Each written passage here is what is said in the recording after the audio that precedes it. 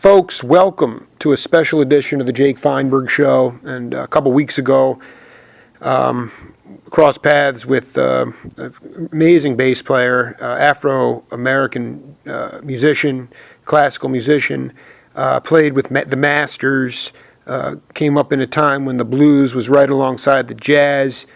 Everybody was playing in burlesque houses and mafia-run mafia-run clubs. There were gigs everywhere. You got comfortable with your own sound on the bandstand. And ironically, now today, my guest works at the New School, which has become the new way of learning music and developing language in music is now within academia, as opposed to the street music that my guest encountered when he came of age in this country. Reggie Workman, welcome to the Jake Feinberg Show. Hey, Jake, it's nice to be with you. How you doing? It's an honor to talk to you, man. I really appreciate you taking the time, my man. Yeah, it's been rough trying to find a moment to get together. You got to be in the right. Yeah, you got to be in the right headspace, you know. Mhm. Yeah. Correct that title, not Afro-American, but African-American. Yeah. Correct. That's right. African American. But I mean, explain the difference between Afro-American. I always kind of thought that was. Lately, I just thought that was the hipper, more accurate thing to say. But why is? Can you explain the difference? You know, what I was telling my peers told me was when we used to say Afro-American is because they didn't understand there's no country called Afro. Right. Okay, I dig. Society and no nation called Afro. So the African is the ancestor that I come from. So I say with that. African American classical musician, Reggie Workman. I wanted to ask you about. I interviewed 4 years ago. I interviewed Richard Davis. I know you probably know Richard well. Oh, wonderful person, wonderful musician, wonderful friend. He was telling me that by and large, with a couple exceptions, George Zell of the Cleveland Symphony Orchestra and Bernstein, you know, they would audition for parts of these symphonies, and they'd have to pull a curtain so that the people couldn't tell if the person was white or black. And Richard said he was hands down the best. He was the best one, and he never got the gigs. And I just wonder if you went up against that overt racism early in your career. Not in that sense. In the book called Music, Black, White, and Blue, they talked about Art Davis, who was my mentor, who went up against that. Richard Davis went up with those guys were more adept in classical music than I was, and so I wasn't really going for that particular area. When I got out of high school, I was into the jazz idiom to the point where all my study was with different bands, different situations, traveling with different groups, working with different workshops and different people. And before I knew it, I was on into the world of the music commonly known as jazz. And aside from Eddie Mathias and Robert Green in Philadelphia and a few other people, and like you say, Richard Davis and Art Davis, not too many other people really went for that area. There are some people that I cannot remember right now. Sure.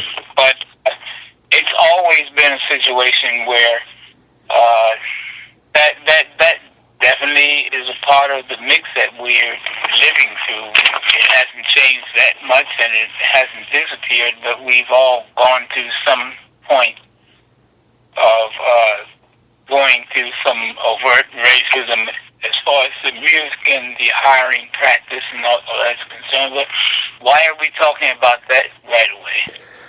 Well, I mean, at that time, the language of music was growing immensely, and I believe that that it was emboldening to you guys because, or at least the generation prior to you, because they knew where their roots were and they played very deep. The African rhythms in the music were very strong. And I look at jazz now, it used to be bandstand music, the surtax in the late 40s, cut down on the ballrooms. People say that modern jazz in the 50s wasn't danceable, and that's not true. The surtax put those ballrooms into clubs. People sat down, and then all of a sudden it became that burning music. They it's not danceable. No, they were sitting. They weren't dancing anymore. Modern jazz was very danceable. When did you say they were sitting? Well, so Joe Chambers hit me to the idea, the fact that there was a surtax to support World War II in the late 40s on ballrooms, on baseball stadiums, sporting events to raise revenue. And as a result, the swing era came to an end, and in bebop, those ballrooms turned into clubs with tables and chairs. And it became more of a sit-down event. It was not about dancing. But that was more of a protocol that was put in because of this surtax. All I'm saying is that the African roots of the music were very, very, to my ear, I was born in 1978. Okay? So I listened to that, and I just feel that the roots of the music were very strong for several decades, in part because of the overt racism that you guys faced, as opposed to today, which is more covert. Like you said, we haven't changed a lot, but it's still there, but we've changed. You yourself have changed. That's why I bring it up. Yeah, I see. In any event, I wanted to, we want to talk about, can you compare and contrast? You said your mentor was Art Davis. I'm sure people at the new school now consider you a mentor. As a professor, maybe a fellow bassist, can you give an example of what some sort of applied bandstand leadership that Art Davis provided for you as a youngster that emboldened you insofar as leadership, feeling the music, making yourself feel more comfortable, love? Can you give an example?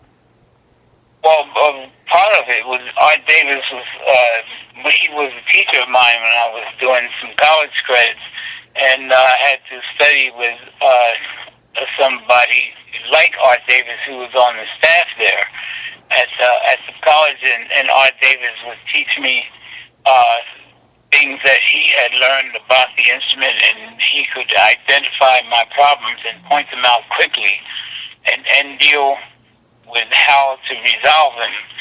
And then another reason why he was my mentor is because John Coltrane saw him as somebody who would be not necessary, but beneficial for both of us to be on the stage at the same time, performing and reaching for the same accomplishment.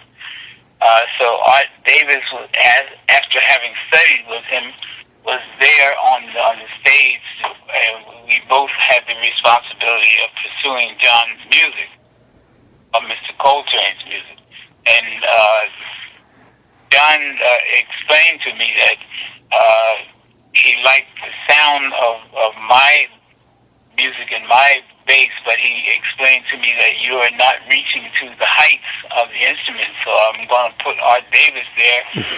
And Art and I talked about why John did that, and we dealt with the music in such a way that I would deal with certain parts of it, and beyond where I could go, Art just took over from there smoothly and went on to where the music could possibly grow. And we worked on that for a long time before we parted, and then shortly after that, the group fell apart or changed, and Art and I were no longer together. So I had an opportunity to work with Art on and off the bandstand. I was playing French bow at the time, which he didn't like.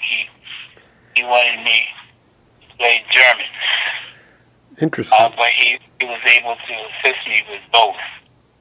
And I'm very sorry I didn't take that more to heart, because German bow does have a better sound than I've been spending years with the French.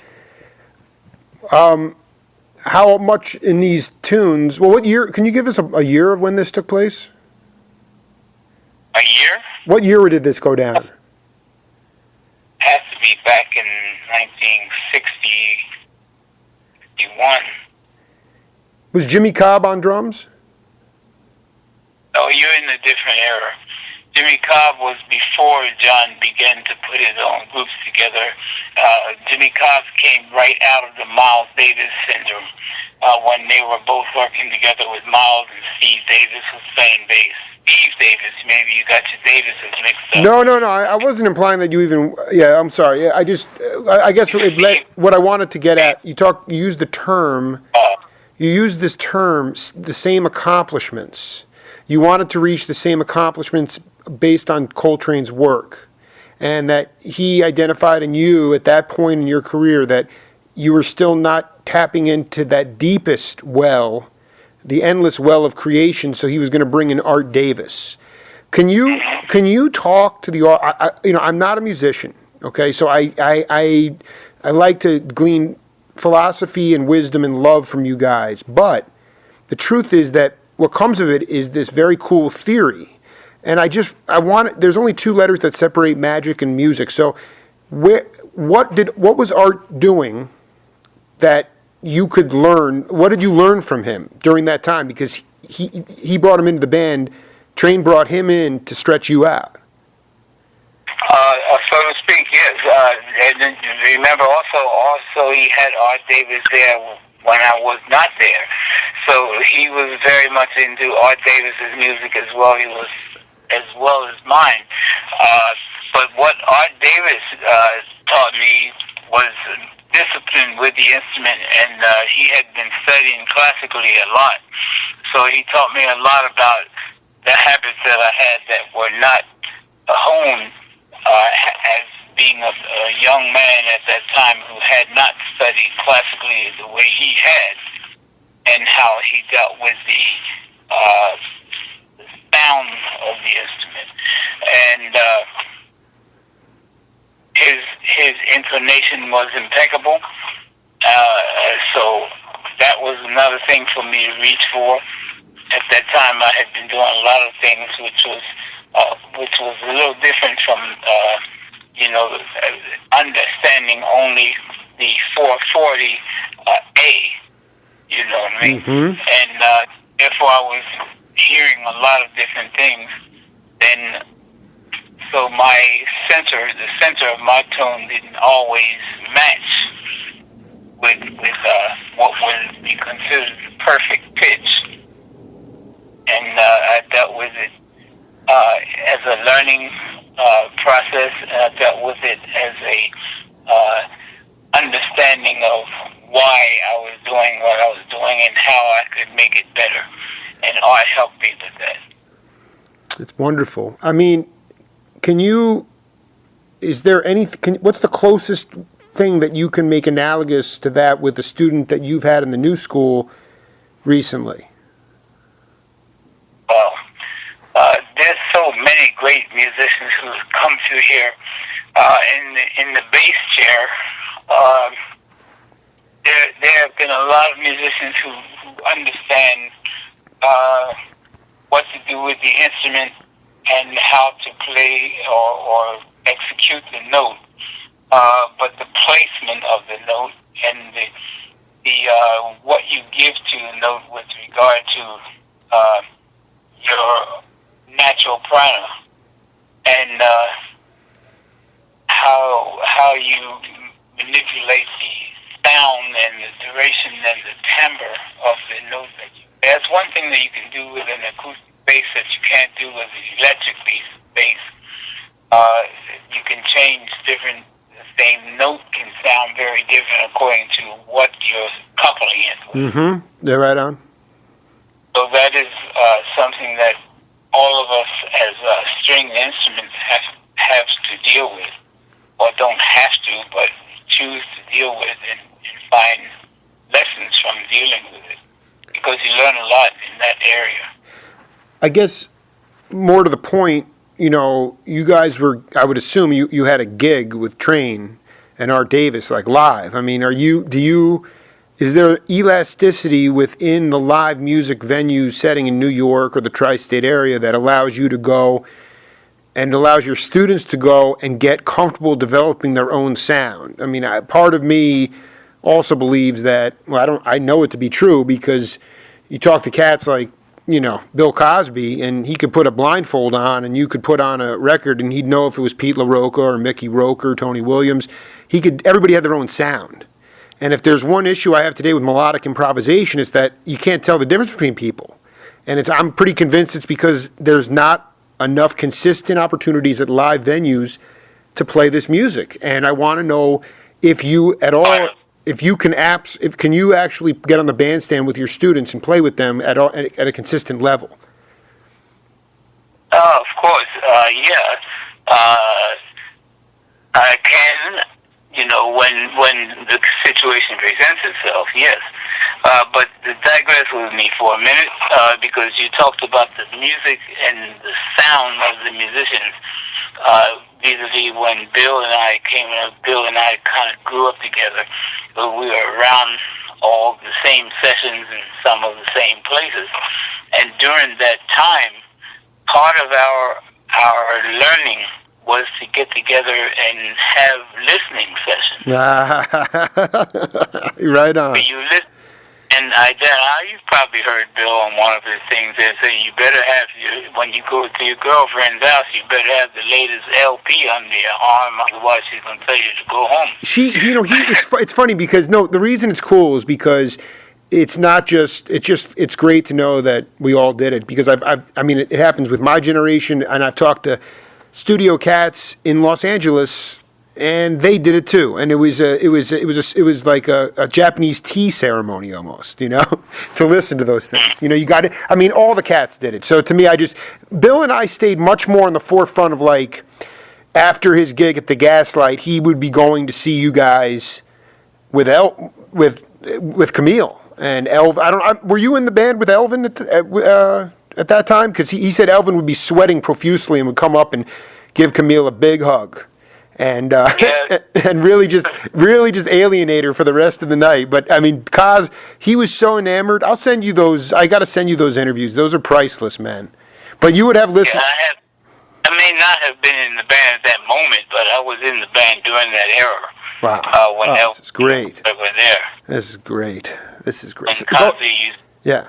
A lot of the greats used to come into our gigs and listen, and we all would run into one another periodically. Would Muhammad Ali come in? No, Muhammad hadn't reached his place at that time. I'm talking 1959, 60. Were like Dr. King was there? Mm-hmm. Did Martin Luther King ever come, or civil rights leaders? No, you wouldn't see. I've come to places in Chicago just behind him when Martin was there.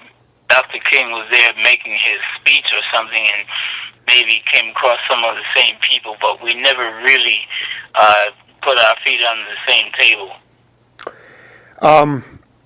Well, okay, so veering back here to so Kaz and you, so part of the process was also listening to the records. That's what you were kind of going at with your opportunities you have with the students today.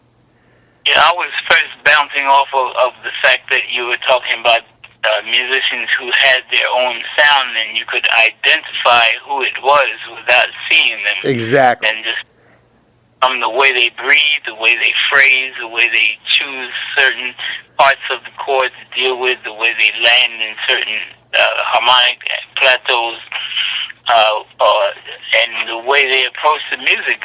So each person had their own sound, and you begin to recognize people for whether they played piano, saxophone, drums, whatever they did.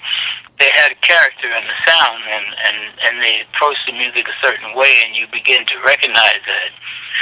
Well, then along comes the era of electronics, and the electronics kind of took that out of the aspiring musician's mind and earshot, to the point where you remember when Fender Rhodes came in and Moog synthesizer and all those things happened, and everyone sounded alike. Everyone sounded alike. On the Fender Rhodes, you couldn't tell who was playing piano because there was no character. You couldn't hear Kenny Clark and Bud Powell and Walter Davis Jr. and all of the folks who we know so well, and we recognize their sound. Once that electronic era came in, kind of disguised the sound where folks could get away with playing the cliche by learning, certain licks and then get through, but you would not have your own character. This is so, Reggie. You're so. I've never heard anybody break it down like this before. I'm fascinated with the early period of electronics before I was born. By '78, the drum track was in, disco had infected, everything got sped up. But man, I am obsessed with Kenny Clark, and I don't. Max Roach was Elvin. These guys were playing polyrhythms. You know this. You were playing raga music, transcendental jazz music, and all I'm trying to do for my daughters and future generations is for people to understand how real music is made, and it's not made with a backbeat that sounds like a machine gun. I mean, to me, it's like that's what Lenny White told me too. He said Jackie McLean used to yell at him and say, "No backbeat, no backbeat." They hated that. That stuff that drum track and the electronicization of music, in my mind, has really stifled the language of music. Anyway, I don't see how you can say that Jackie hated backbeat, but he probably told his drummer that he didn't want to be cordoned in or locked into a particular pattern, because those patterns have a tendency to keep you from being able to create beyond the parameter of that pattern. So he may have been working with his drummer for that reason, but all of us grew up with backbeats and shuffles and all that, so there was no hate for that sort of thing because we all attended those same parties and played for those same cabarets as everyone else did, including Jackie. What he was probably trying to do and say to, who was that, Lenny? Lenny. What he's probably would say to Lenny is that not to lock him in and to leave the door open for him to do what he needed to do as far as creativity was concerned. And if you notice today, it's gotten to a point where like certain patterns and certain things and certain styles of music are in vogue, and whoever does that best is the ones who get the most calls, the most jobs, and so forth. But you mentioned something very important when you talked about Elvin, Kenny, Max, Wuhan, and Mickey Roker. Pete LaRocca.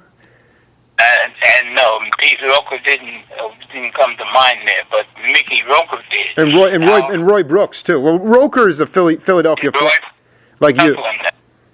Now and Louis Hayes. Yes. And notice that all of those people that we thought about there, like they all had a particular powerful character on the cymbal, and the way, and Michael Carvin, the way the cymbal beat was made, and the way that you could hear them dance on that cymbal, and that would set the tone of the groove in the band, and it had a lot to do with where the music grew to.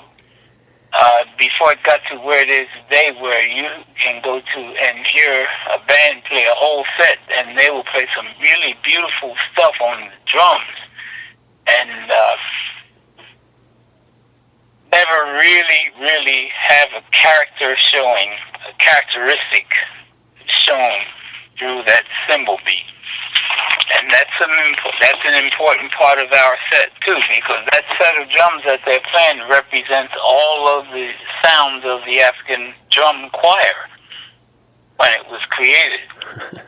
So all of it needs to be part of our music and needs to be still present.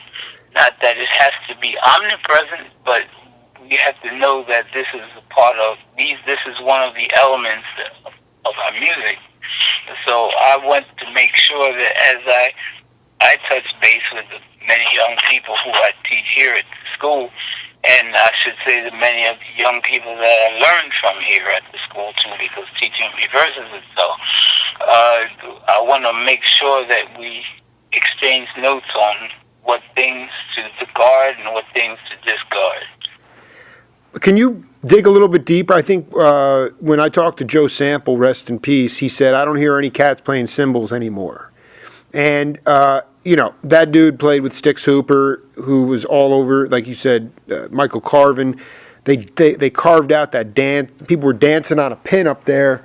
And so can you explain how to remind or to inform the drummer that, in fact, this is how you can use the cymbals if they're not used to using their arms to get up there, if they're just playing the kit itself? No, I can't explain to the drummer how to do that. The drummer has to feel that, and he has to have that as a part of his language and his desire to express himself through that timbre. Uh-huh. That's not something that I would even attempt to explain to a drummer. I just talk about what things I hear in the music and what things I deem as being important. And as you deal with that particular part of the music, yes, you do have a certain muscle, certain body development that causes you to be able to work in that area. If you don't play on this with the cymbal and you don't put your hands in certain positions, you're not relaxed in certain areas, you may get tense, and it may cause you not to be able to do something you hear. All those things are part of developing as a technician with your instrument. And I think each instrument has its own character, has its own needs as far as that is concerned.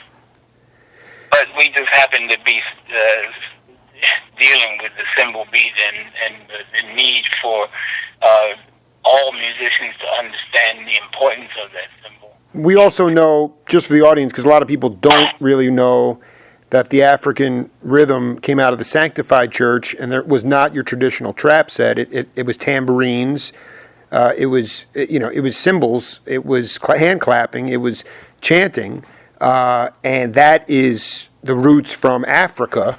But the other part about the music that you played with Train, I want to phrase this the right way. I just want you. A lot of cats play funk or soul, R&B, even jazz. They're very obsessed. They want to know where the one is. You always need to know where the one is. And I gotta believe, especially live, like late night, third set for John Coltrane Quartet, that you guys would get into such a free improvisational jam that you would lose where the one was. But I was hoping you could talk about your philosophy. No. Let me just ask you this, and then you can go off. What is your philosophy, or have you ever been in a situation where any note can be the one? When you get lost in a free form jam, any note can be the one. I'd like to just get your thoughts on that. Well, when you talk about where the one is, that's almost a cliche today. But where the one is once it's established, it doesn't change. No matter how far you extend the chord or the rhythms or the idea, the place where the one began doesn't change. It doesn't alter because you become more complex. It's still there, and I think that we as human beings have the ability to go very, very far and still understand that in this galaxy, the Earth still is revolving around the sun. You know, it's the same thing. Just when Ornette used to tell us, you know, you play a note, and according to one chord, it's a minor third. According to another chord, it's a major seventh. According to another chord, depends. The note changes according to what era or what area you're dealing with as far as the music is concerned. Rhythm is the same way. And with regard to universal law, I think that we as sound scientists are the ones who have to understand that we do not ever lose that one, because the one has established itself. It doesn't change. The sun didn't move over because somebody decided to look at the moon instead of Venus. The sun is still in the same planet, resolving and revolving around the same energy that the Creator first set down many zillion decades ago. Do you you talk about going as humans, you know, sonic expansion and going so far? Can you talk about a time? You know, I ask a lot of the cats about stop just losing yourself and actually leaving your physical body. It could be through exhaustion. It could be just through just this hyper excitement that you get from playing with another cat. And the next thing you know, you're watching yourself play. And I wanted you to talk about a time in your career where that happened. That's you know, you're talking about something that is much deeper than just something that we can just glance through on the radio. Well, I mean, why do you think I wanted to talk to you, Reggie? Yeah, but you know, we can't get into all of those subjects, like the out of body experiences and things like that, and what happens when you get in, you know, to an area where you go to school, you study, and you learn your rudiments, and you learn your ABCs, and you learn your times tables, and all of a sudden you're into geometry and physics and trigonometry and so forth. You go to music, and you're into extensions and so forth. You learn your instrument, you're able to get into a different position than you could get into yesterday. And the more you learn, farther you can go in your growth, in your thought patterns. And as you begin to release yourself from those lessons without losing the lessons, as we said, things don't change. Things stay the same, although they grow much beyond our existence and comprehension. We as human beings begin to understand, the more you study, the more you can grow, the more you can go, the farther back you understand, the further forward that you can reach, and that sort of thing, to the point where you're finally at a place where you can just begin to, you can be in know. Let me say it that way. You can be in know, and you can make an expression that you can understand that all notes are relevant. I think John got to a point when he was growing, he realized he went through all of the rudiments, and then he got to a point where he realized that all of his lessons were pointing to the same creative energy, and he began to deal with that latter years. And I thank God for being close to him while he was making that, while that revelation came to him, and he shared it with us who were close to him. Yeah, I mean, that's what I'm getting at, is because, you know, and how much, and like, how did he communicate with you on the bandstand? We live in a very verbal society now. We people get hung up on words. We live in a more politically correct time. The famous story Dave Holland told me was Train used to walk up to Miles and say, what do you want me to play? What do you want me to play? Miles just turned his back on him. And John finally realized, he hired me to be me. Now, can you talk about Train's nonverbal communication on the bandstand?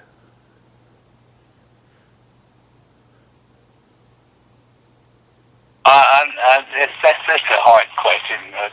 It's a hard thing for you to say. First of all, nonverbal communication on the bandstand. It's the same way you just answered your own question when you said Miles hired me to be me. So there was no verbal communication as far as that's concerned. He expected you to know his music. He expected you to work on being where you needed to be in order to execute that music, in order to bring something to his music. So there was not a lot of talk about things like that. The only time he ever talked to me about it was when he told me, Elvin grew out of Roy Haynes. So I worked with Roy Haynes for a long time before going over to John's band, and therefore a lot of times I would be in the same spot as Elvin would be, because I was used to working with Roy, and we had found Matrix many times in the music with Roy, and that had been brought over into the band when I came over with John, and John stopped me once and he said, that Workman apropos. In other words, in many ways, in many words, he just told me, do your own thing. Don't be where Elvin is. Do your own thing. Yeah, he didn't say it that way. But no, but you said the most compelling thing. That was wonderful. But I'm just curious about.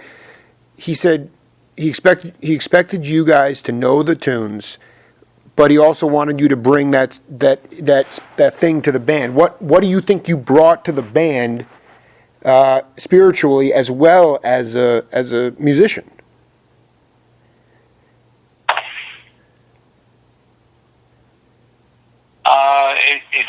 It's hard for me to say, except that I am Reggie Workman, and he knew that. We spent a lot of time together as younger musicians in Philadelphia, so he knew who I was. He knew my style of music and execution as far as the music and the sound was concerned. So what I brought to the band was a sound that was unique unto myself. And he could hear that, and he decided that I would like to have that as part of my musical conversation for a while. I just want to be clear also, you started with Train and Roy was drumming, and then Elvin took over for Roy. What are you saying there? No, because I was a little confused in that transmission. You said you were playing with Roy Haynes, or you playing in Roy's band, and then when you joined Train, Elvin was the drummer. I just want to get the chronology right here. And I was working with a band with Frank Strozer, the piano player, Frank Strozer, Jackie Byard, Roy Haynes, and myself, right around the corner from the Village Gate. What was the name of the club? I think it's called the Showplace. It's down the street from Bruno. Anyway, we would work maybe a week or two and at one place, or a whole week in a club at a time. And that's the time when Eric brought John around to hear the band, because we were having a great time around there, and Eric would often come around. He brought John around to listen to me once. And, he stayed, he didn't say anything about it. He just came and listened to what he heard, and they left. Mm-hmm. And shortly after that, I got the call saying that he would like for me to travel with him for a while. I can't tell you what he was hearing. I tell you that John was a person who always had his ear to the ground for any new sound that anybody was making in the music world, no matter what instrument or how young or old they were. He was there listening. And you can hear that in his evolution. Is that something that occurred to you when you were with him, or only after time perspective? Oh, that occurred to me even before then, because, we would have jam sessions around Philadelphia with some of the Philadelphia's musicians, and you look up at the front door, there was John Coltrane coming to the session. Yeah. So that's not something that I knew just then. Much later, that happened as we grew all as people. Well, I mean, dude, he, Blakey and Train and Elvin after that. I mean, those cats were talent scouts. They were all Woody Shaw. Those guys all. I'm curious about. I wanted you to talk to the audience about. A lot of America today sort of has this vision of Africa, at least growing up, it was Tarzan and the people were very loud and barbaric. But the more I talk to the cats who go over there, maybe it's Ahmad Jamal, who didn't play there up until 10 years ago because of apartheid, but I just want to know about going back to your homeland, the motherland, and what your perception was. Even if you just went to study or to not even to gig, but if you had some seminal moment in Africa. Well, it took a long time for me to get to Africa. I went to Africa with, I went to Mali. Mm-hmm. That was a festival that they do once a year over there. I went there and spent some time, and I learned a lot about the musicians and the way that they feel. Plus, going to Brazil much earlier, and being in Bahia and some of the major areas in Brazil where the African societies preserve themselves. I learned a lot from there, and I could see how it was present in many areas. But when I was in Africa, I was there for a festival for a short time, and I really experienced some really wonderful things. And I could hear and feel the flavor of the music, and you could feel and hear what things were preserved. And I think we all, as growing artists and musicians, all study and listen to things that and guard the things that we deem valid. So if you are a person who is reaching out for ballad sound and the root source and the thing that's important to your ideal as far as music and sound is, I think that you'll find it no matter where you are, whether you're in Africa or whether you're down the street, because it's all out here. You just have to be the kind of person to reach for it, know when it comes your way. Without a net, grab it, study it, hold on to it. I got one final question for you. It's getting late. And late, I do have to go. No, I know. Just could you talk to the audience about the most eclectic studio gig you ever played? I want to believe that either it was a jingle or it was a folk gig. Richard Davis, the late Richard Evans, excuse me. I know you know Richard. Late, rest in peace. I got Richard Evans playing upright bass with, mandolin players, and I just want Reggie Workman to go outside of the idiom of jazz and, did you play a psychedelic rock session? What was the strangest session you were ever on? And their sessions, all of them were unique. Oh, that's a hard question for me. Again, it should be a little bit easier because, we're not talking. I had so many sessions with so many different situations, and all of them were unique. And each one brought something different to my area of development. But it was not. But you weren't going to MCA. You weren't going to Impulse. You weren't going to the. It was just some folk bluegrass. I mean, like that, where you must have been like, boy, this is fun. I never played this before. No, I don't see where you want to go with that. I don't have an answer for you as far as that's concerned, because what you just don't seem to be understanding is that all of us grew so many facets in our evolutionary path that we've all experienced things in and out of the studio that you can say, God damn, that was a hell of an experience. I never thought I'd experience that, or something special happened at that time that I didn't expect. As you go through life, you're going to come through things like that. You're going to come through experiences that are stand out like 1,000-watt bulb, and then you're going to go to periods where light was not there at all, and you had to strike a match. So each situation is a little bit different.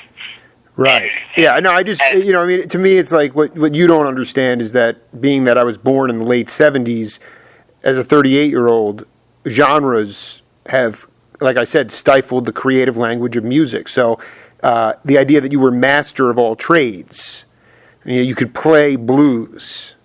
There's a discernible difference between the impulse records you did versus a children's record or a commercial or whatever. But the point is that you had the chops to do it. And today you're a jazz musician or you're a rock musician or you play bluegrass. But the masters of all trades don't exist anymore. That's why I wanted to know. But that's cool. It's all good. And you were very kind to spend this time. And I know that, I had a ball, man. And you said some really heady stuff. And I'll make sure to get you an audio file of this so you can check it out. Okay, when you called me, I was about to leave here, but I remember that we had been trying to get together some time, so I said I'd better stop. Now I have to tailor my movement now and try to redo my past. And I'm glad I had a chance to talk to you.